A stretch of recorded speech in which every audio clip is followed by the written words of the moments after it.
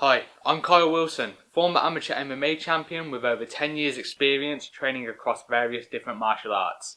In this video, I'm going to break down the most effective methods of switching stances in MMA and boxing. Before we move on, let's look at the benefits of switching stances. Benefit number one is that you get to increase your arsenal of attacks.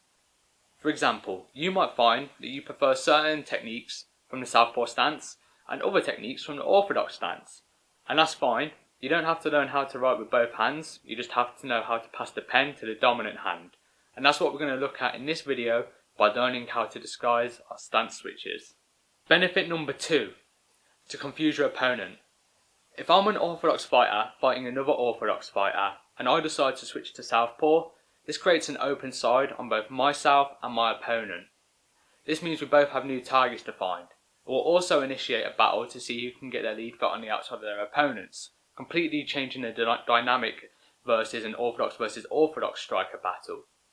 If I can confidently change stance a couple times per round, I'm essentially giving my opponent double the amount of data to think about. They have to think about my tendencies and habits from a southpaw stance and my tendencies and habits from an orthodox stance. As well as this, I'll be offering a closed side and then an open side to my opponent. All this data can be quite overwhelming. Benefit number three of learning how to switch stances is that you can hide damaged body parts. For example, we see this quite a lot in closed stance matchups, so orthodox versus orthodox or southpaw versus southpaw. Maybe a fighter in one of them matches has taken just one too many low kicks to the lead leg, so they decide to make their lead leg their rear leg, so they switch stances.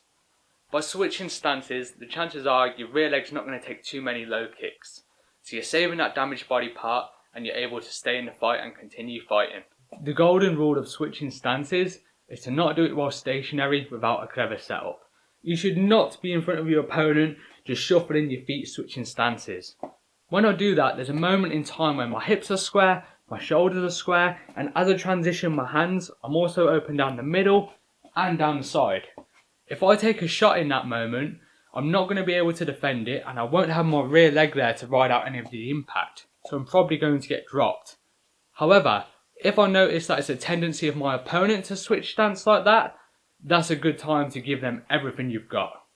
Okay, so let's move on to look at the actual methods you can use to disguise your switch stance. Method number one is when circling. Let me demonstrate. So I'm going to start in my orthodox stance here, and let's say I want to swap to southpaw stance. I've got to circle in the direction of my rear leg. So as I begin circling here, after one or two steps, when I decide to switch stance, I'm going to put all my weight onto my rear leg, which will now become my lead leg. With the weight loaded here, I'm almost going to draw a semicircle with this front leg, so it now becomes my rear leg. The majority of the weight should still be on my front leg, and I'm going to use this to circle back in the direction I came from. As well as switching stances, this can be really useful if you've got an aggressive fighter, because you can circle the opposite way and keep them chasing you. Let me demonstrate some more.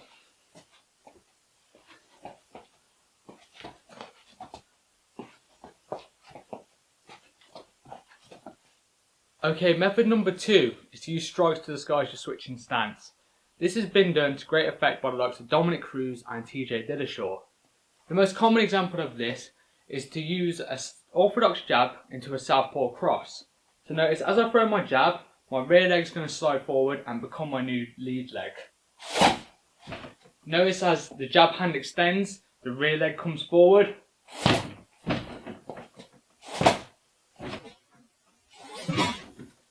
The beauty of this is that if I'm creating an open side battle, so orthodox versus southpaw, as I switch my stance, my lead leg should be on the outside of my opponent's lead leg, which you always want in these open side battles. It also gives me this really nice angle here, so I can step through with my new rear leg and land a killer shot across the jaw. This doesn't have to be done with just the jab. The shot is interchangeable so long as you're shuffling your feet. So there was an example using the lead uppercut. A note on switching your feet. There's two ways to do it. You could be on the balls of your feet and have this tidy slide here, where you're just keeping your head as level as you can, just learning to shuffle your feet. Alternatively, you could stomp through as you punch. The pros of sliding your feet is that you can switch stance quicker, The advantage of stomping is that you can generate more power. There's no right or wrong answer, it just depends on which situation you find yourself in as to which variation you may want to use. We could also use kicks to change our switch of stance. So for example, if I've got my opponent here and I decide to throw a roundhouse kick, I would normally retreat the kick back into the stance I've started the kick from. So for example, in an orthodox stance, I throw the kick and I'm back in my orthodox stance. I could decide to land in a southpaw position, like so. So rather than retreating the kick, I land it on the ribs and then it comes forward on the outside of their leg. I've just got to be conscious of the distance I'm covering, so I should be ready to clinch or at least block from here or follow up with some sort of strike. This was demonstrated beautifully by Max Holloway in his fight against Calvin Kattar, where he was throwing a rear turning side kick to the knee and then landing in a southpaw position. If you haven't watched that fight, I highly recommend you check it out because Max Holloway gave a striking masterclass.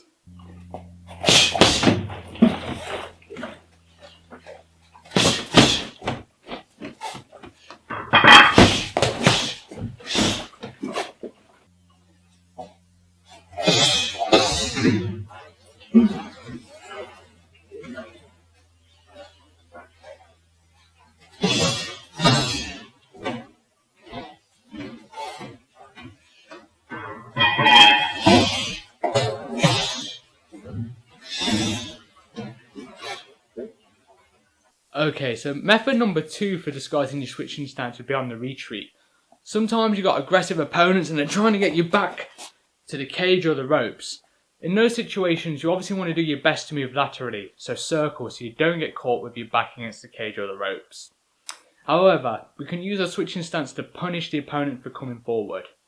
So, if someone's pressing me and I'm taking these steps backwards, I may decide to take a bigger step back with my front leg, meaning that I switch stance, and as I do so, I can load up on this leg. So if I've got to imagine a spring, as I step back with that lead leg, I can put my weight there and then spring forward and hit my opponent with a big shot. The more I can punish my opponent for coming forward, the less likely they are to come forward, and then I can take the centre of the ring or the cage and show my dominance.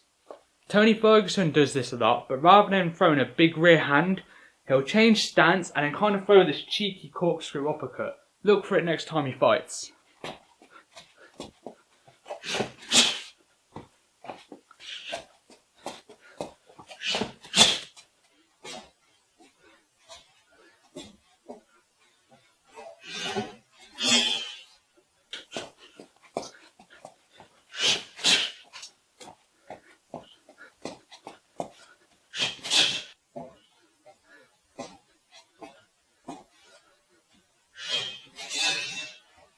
Okay, method number 3 for switching stances is when clinching.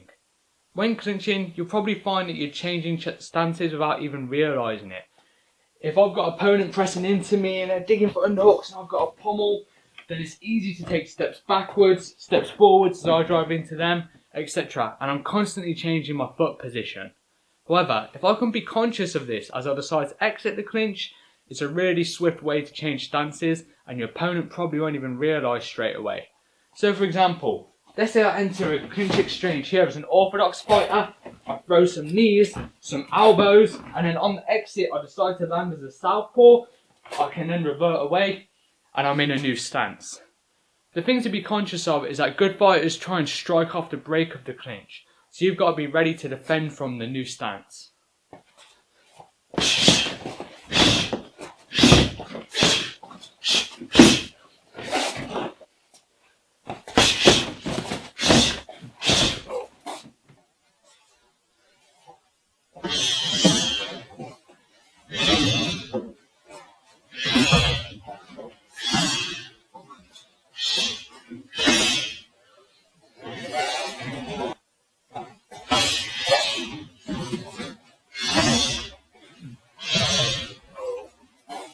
Okay, so let's say you don't like any of the techniques I've just shown you.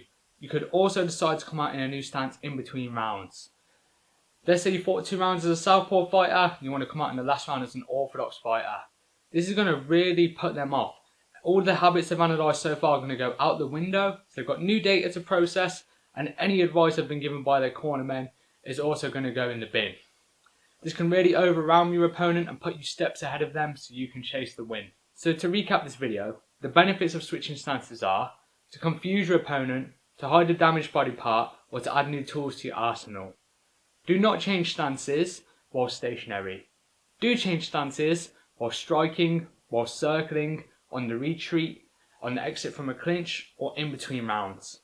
If you've liked this content, please press the like button below and subscribe for more technical analysis like this. Thank you very much for your time.